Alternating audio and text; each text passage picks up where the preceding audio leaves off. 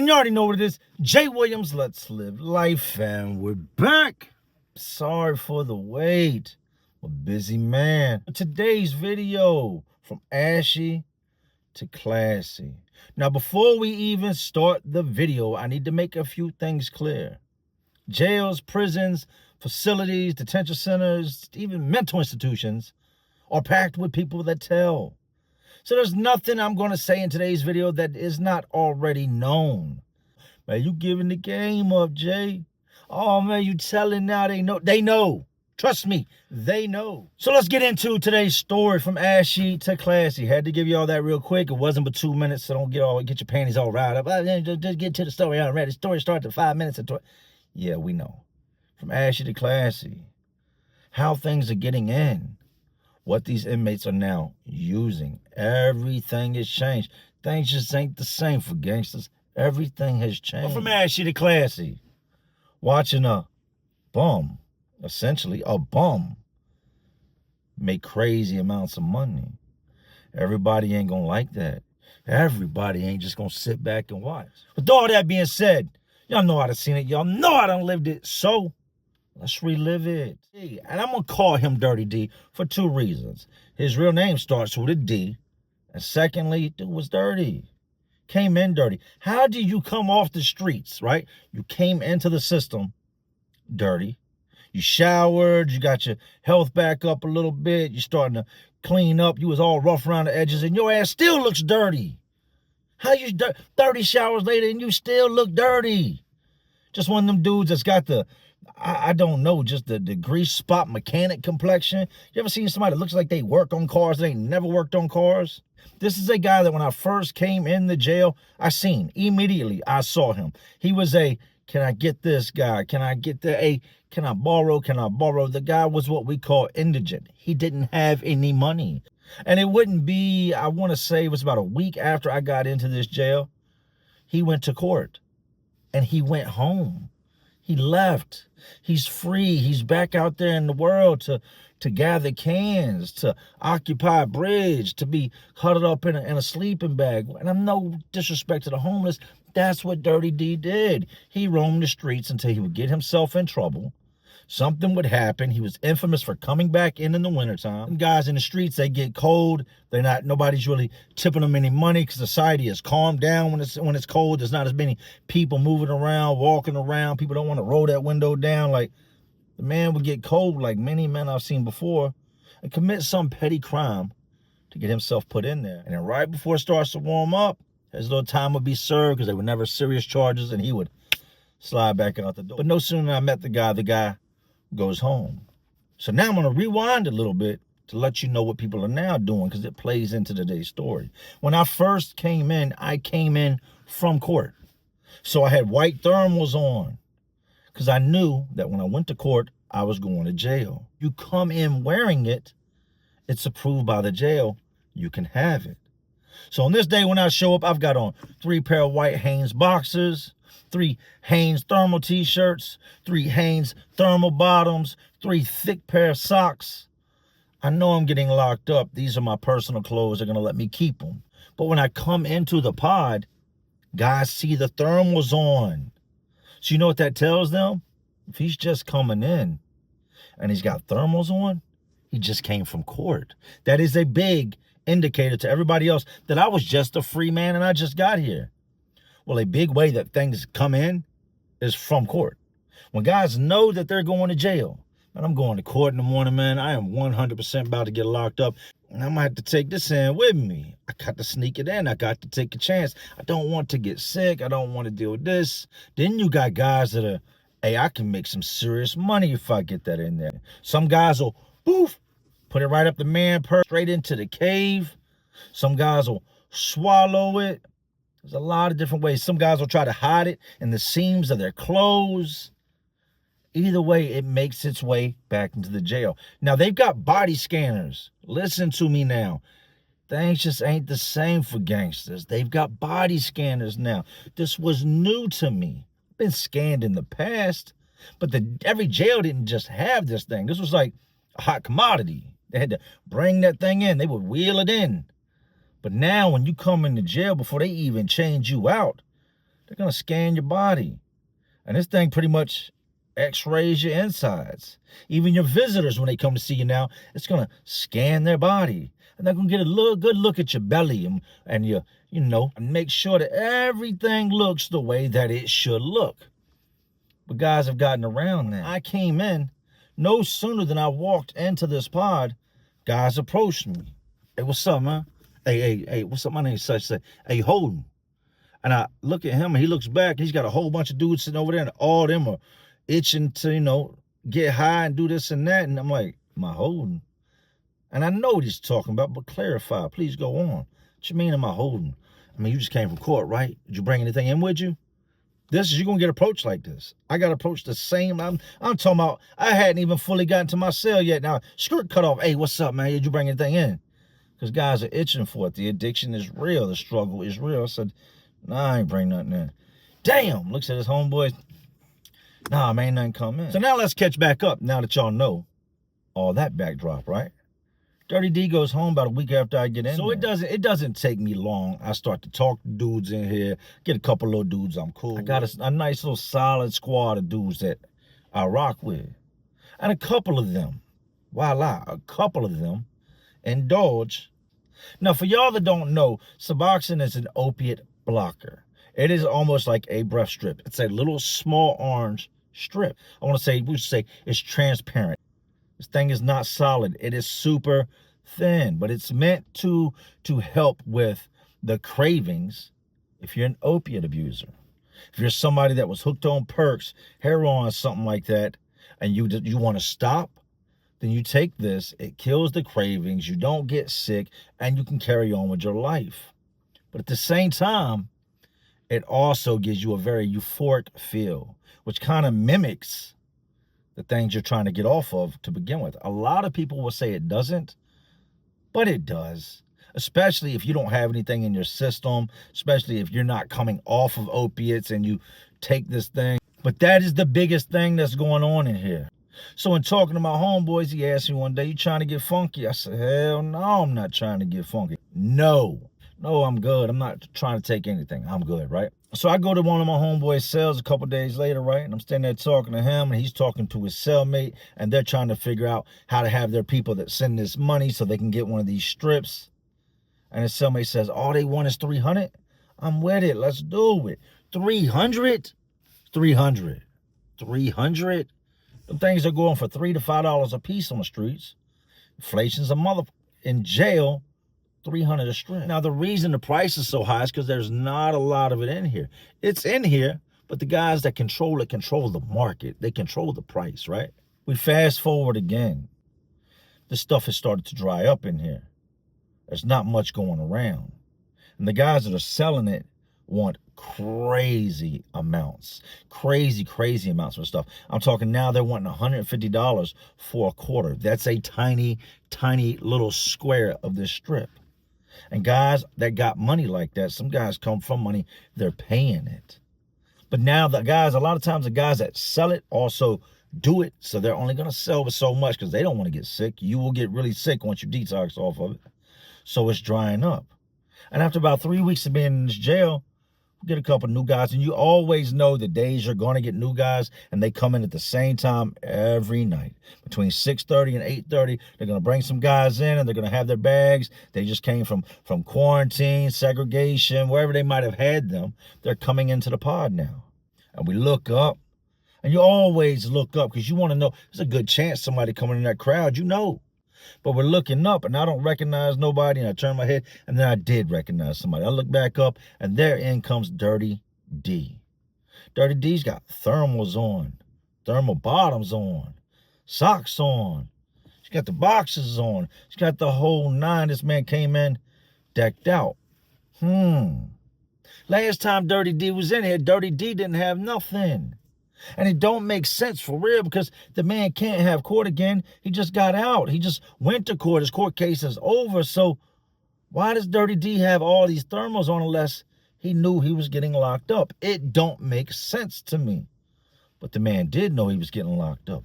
He just wasn't going to court in the morning. He was going on a mission to get himself locked up. Now, as Dirty D comes on in, a bunch of different dudes go and approach him. Hey, man, you holding? You bring anything in with you, man? What you got? What you got? What you got? And I scan the room, look up, and there's his old cellmate standing on the top tier. Now, this dude is not a Dirty D type dude.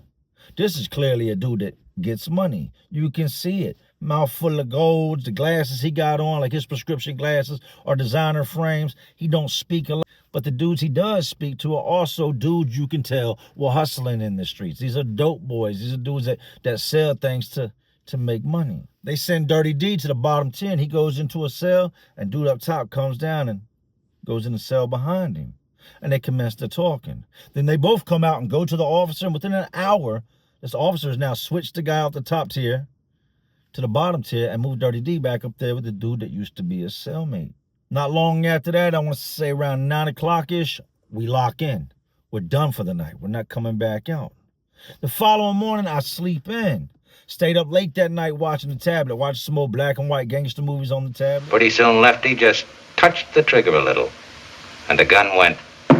It's up probably 3, 4 o'clock in the morning. Breakfast rolls around bright and early every morning between 4:30 and 5:30. So I finish up my food, and I'm going to sleep today. I ain't got no job. I ain't got nowhere to be. I am incarcerated. It doesn't matter, right? I wake up, and the whole feeling in the pod is just different. It's different than it was when I went to sleep. It's different than it was yesterday at this time. And some of the dudes I know that I be around and that I talk to on the daily, they're different too. What is different here? What is going on? Everybody's gassed up. For the most part, a large majority of these guys, they're high. They are high. There's a lot of guys bebop, and you can see it when somebody ain't been getting high, and then they get high, they get that little pep in their step. Ha, ha, hey, what up, playboy? What up, pimp? Like, there's a lot of guys in here high. What happened while I was asleep? I'm looking around like, did somebody new slide in when I wasn't looking? Because somebody brought something in, and it had to have been the Spanish dude or the tall white dude that was snapping out, because it couldn't have possibly been Dirty D. Dirty D ain't got 2 wooden nickels to rub together on the streets. Where's he gonna get a pack to bring in? So I go out and I sit down at the table with another of my homeboys, and he don't mess with none of this stuff either, right? He said, look at these, Jay. I'm looking around, see, I noticed everybody kind of in a little upbeat mood today. He said, man, it's flooded in here right now. Huh? It's flooded in here right now. Flooded means that the stuff done came in, and it's a whole lot of it. Hence, it's the word flooded. Yeah, it's flooded in here. Dirty D's the man. Dirty D is the man. How is Dirty D the... Go on. I listen. 300 a pop, and he's giving... I'm talking about everybody's going to Dirty D. Dudes I ain't even know got funky going to Dirty D. Man, he's strapped up. That man got a whole cell full of commissary. He ain't been in here for 24 hours. He's fulled up.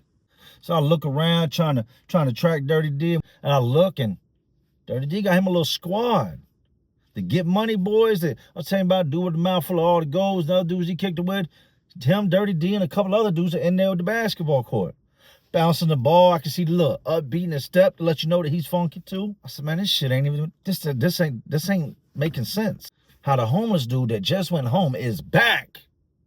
And now he's El Plaga, he's the plug, he's El Jefe, that's the boss.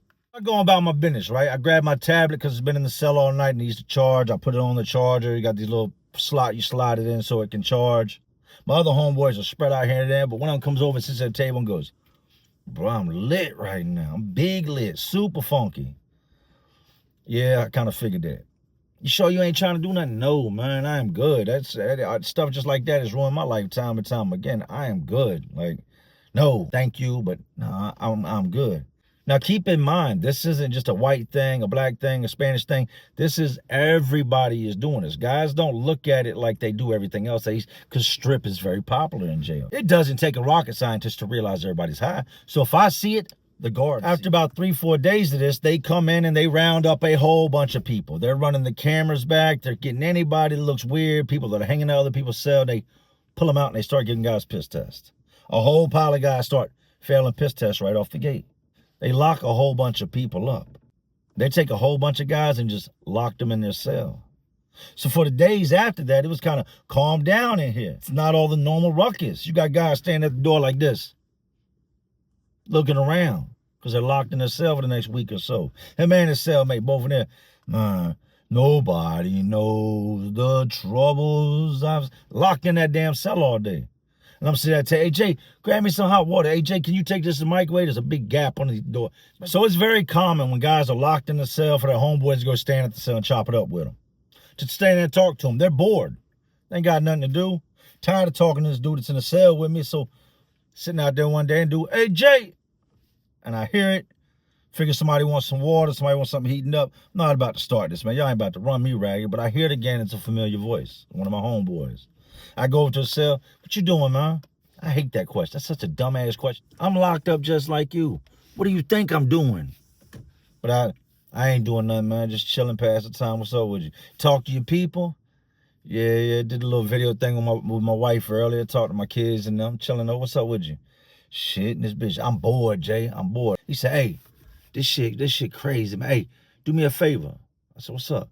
Hey, go holler at Dirty D for me. Tell him to send me one of them jumps. I'm having my people cash app him the money. I said, nah, I ain't messing with Dirty. I don't mess with Dirty D like that, man. And I ain't trying to go up there, man. I go up there, everybody can be looking at me. Everybody can be thinking now I get high.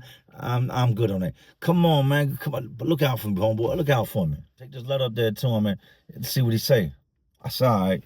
So I go on the top tier. I walk up to the door, put my hand, I wave it. You. And I put my face and I said, hey, homeboy in such cell told me to give you this. And I slide in the door. The guard, hey, get off the top tier, get off the top tier. All right. Just try and get something to eat. I'm gone. I peel off. I go back down to the bottom tier. About 10 minutes passes and do Dirty D, standing at the window and he, hey, yo, come here. So I look around, the guard's preoccupied doing something else. I shoot up the staircase real quick. What's up? Hey, take this and get to do, man. Hands me another piece of paper. I go down. I pass it off to homeboy, right? He opens it up. It's a letter stating where the money needs to go, the name, and blah, blah, blah. Everything associated with Cash App. And right in the center is a strip. My homeboy, good looking, man. Good looking. Bitch, you already gassed up. What you mean good looking? And he sits on the bunk. I stand at the door still talking. And he's, yeah. Got a book in his lap. And he's breaking off little pieces. And go ahead and give a piece to his celly. And he, boom, you just eat this stuff. It dissolves on your tongue. I said, all right, man, I'm gone, man. I'm going to sit at the table. I go sit back down. So now I'm sitting in front of the TV, just watching the TV like I would do a lot of days. I like to catch the news, Family Feud with old Steve Harvey, different things like that, Animal Planet, whatever piques my interest. Homeboy calls my name. It's been about 30 minutes now. Now he's feeling himself. He wants to talk. Hey, yo, Jay, come here. I go over there. I said, man, I ain't about to be running back up the top 10. I'm like, no. I just trying to chop it up with talk with you. What's good, though? What you people talking about? We're passing time. So then he goes ahead and starts talking about Dirty D. He said, how many do you think he got left? I said, I don't know how many he came in with. He said, man, they came in with a lot, but they go fast. I said, a lot?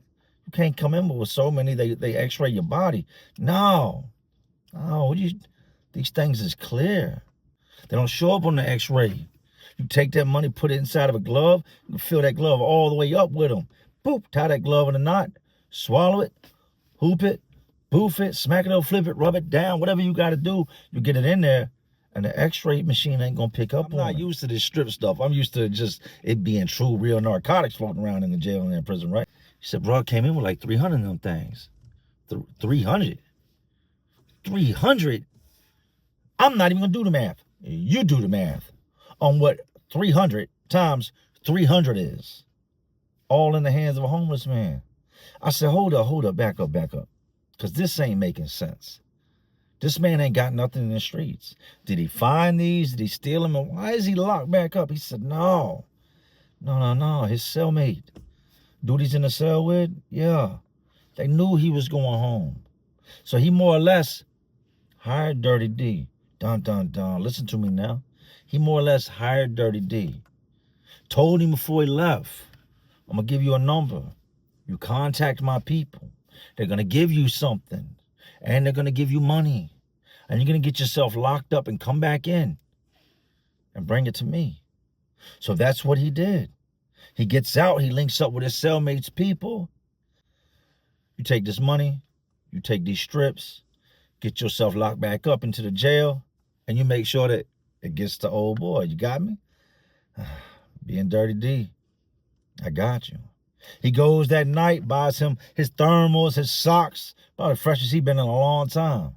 Puts all that on, goes and gets himself locked up for drunken public disorderly conduct and resisting arrest without force. One-way ticket to jail. You staggering around drunk, acting stupid. Police try to step up on you, and you start, get off me. I ain't going, not today, not today. And he gets locked up. This whole process of what I just told y'all, it's not really new, but it's something I hadn't heard a lot of. It was new to me in the sense that I couldn't really fathom getting locked up just to come in there and sell stuff. But that's what he did. So upon coming in, he comes in with 300 some strips. And they've also got an agreement that once Dirty D and these strips all run out and the 300 are gone, his cellmates, people are going to bond him out, get him out of jail, give him a few days, and he's going to do it again and take him back in. But it always ends bad. It's never just, you don't meet many dudes that retired from trapping and stuff like that. You meet them, all right, yeah, they retired into the DOC and the prison, into the jails. But it's only a couple weeks after he gets in there and 300 strips are gone. The guards are in here non-stop, shaking down, searching. I'd have been pissed about 4 times just because I'm guilty by association, like I told y'all, because I talk to dudes and they see me talk to them. Williams reported such, take your analysis. Ain't this about a bitch? I've taught me I don't do nothing. Piss in the cup, and they test it right on the spot. Dirty D's cell would be one of the cells that searched the most. The man had so much commissary. And when I say the man, it was a mixture of him and his cellmates, because everything belongs to his cellmate. But Dirty D's the front man. He's the crash test dummy. He's the one that's going to take the fall if anything happens. Now, one of two things is going on. They're either watching those cameras nonstop, or the officers are watching what's going on, or somebody's telling. Because they're in Dirty D's cell damn near every single day. They got him and his cellmate standing on the tier with their hands behind their back, and they are searching and searching and searching, and they can't find nothing, and they're not going to find nothing. His cellmate ain't stupid. They know what's going on. They just can't catch them. The stuff runs out. Dirty D goes home. Dude keeps true to his word. There's people coming, bawling Dirty D up out of there. Now, like I said, there's one or two things going on. It's either that camera or somebody is telling. And dudes will run up debts.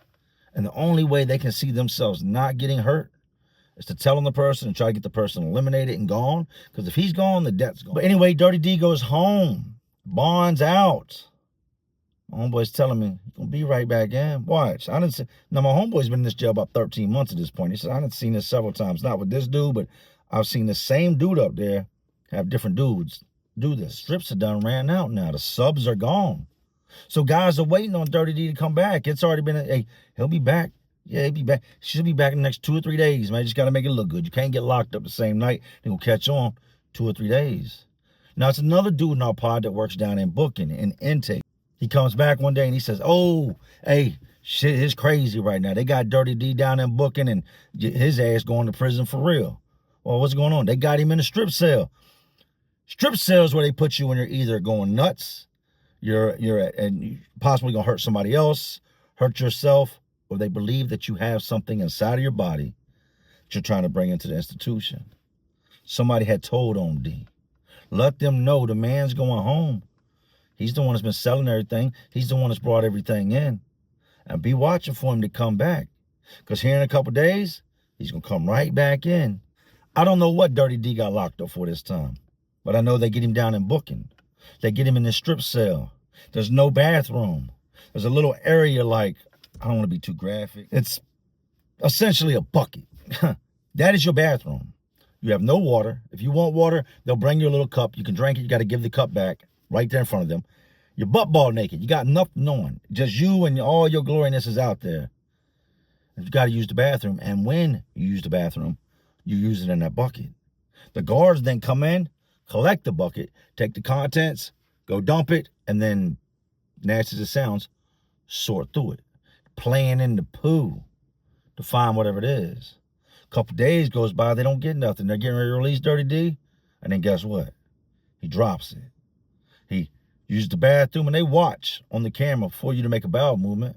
And you're not going to do anything crazy. There's nowhere in this cell to hide it. You literally, the most you could probably do is try to put it back in there. Or if you're a thug life like that, eat it. Guys at times will re-eat what they just out, right? They catch him. Dude lets us all know, hey, they got him. Yeah, they got him. Got investigators down there. They got the police down there. Detectives. Whoa, back up. Detectives. There would be no reason for detectives to be in here. This is an internal issue.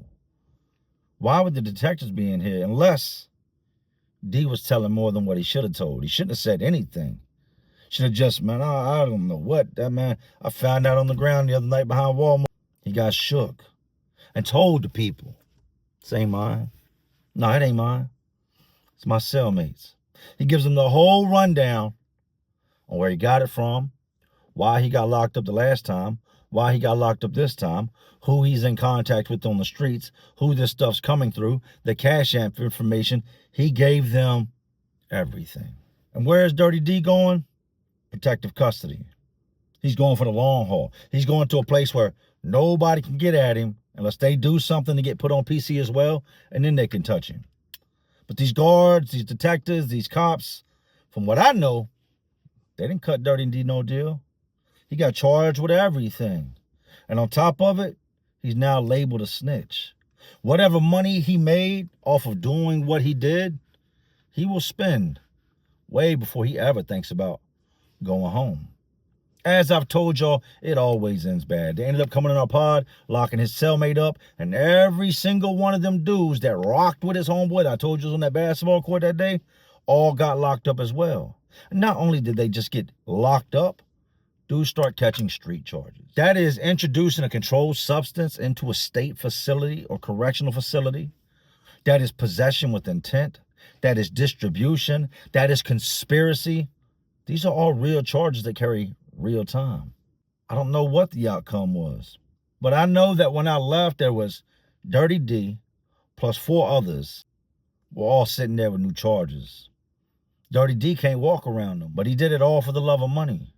Got greedy, and if I had to take a good guess, I'd say he's still in there right now. I know them other dudes are definitely in there. For any of them that were getting ready to go home, they do not play with taking stuff into a facility. Love your life, enjoy your life. Do not be a criminal. It always ends bad. If you're doing something you shouldn't be doing, you will get caught, and they will lock you up. Do not be trying to smuggle things into these people's facilities. I've seen grandmothers go to jail. Facts. Mamas, daddies, children get hauled up out the visiting room.